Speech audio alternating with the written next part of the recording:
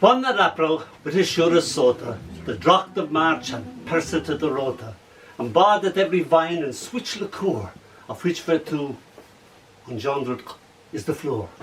One Zephyrus equidus sweta breath, in spirit had, in every halt and head, the tender croppers and the youngest son had in the ram his halva course you run, and small the fowlers back in melody, as slept in all the night with open ear.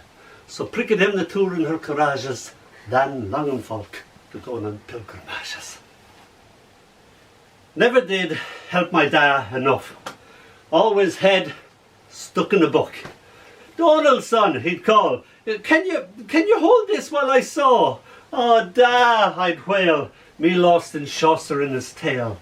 And so the saw saws, but all I hear is, yo, the miller was a chap of 16 stone, a great stout fellow, big and brawn and bone. The saw cuts through the afternoon, pauses, then Chaucer's on again. He did well out of it, for he could go and win the ram at any wrestling show. Say what? Oh, don't get me wrong. I adore the aesthetic beauty of sawdust floating in a universe of its own, suspended in sunlight and shadow. Smell of pine kidnapping my mind, the dance of the green bubble in a spirit level. Didn't have time for all that hammering and sawing. I was a boy possessed ever since our teacher saying, oh, I don't know why I teach you scruff Chaucer, you'll never read the book. But by the weekend, furious at the rebuff, I had. My poor old da only getting begrudging help.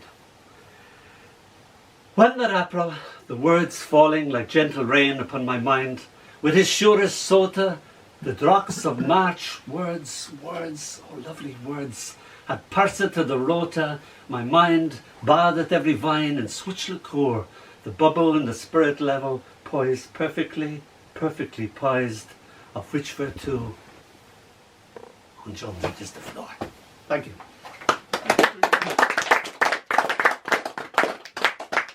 To go backwards. This is called a thin slice of ham in the hand is better than a fat pig in a dream. You know that, Richard, don't you? I do. Uncle Michael used to come out with all these sayings and tell real surreal stories and all this. So this is just his words that I remember. A thin slice of the ham in the hand is better than a fat pig in a dream. Never, I'm talking to you now, Richard, never bolt your door with a boiled carrot. As Uncle Michael would say with a wink, tongue in cheek. It didn't make any sense as our door was always open. We never knew it locked.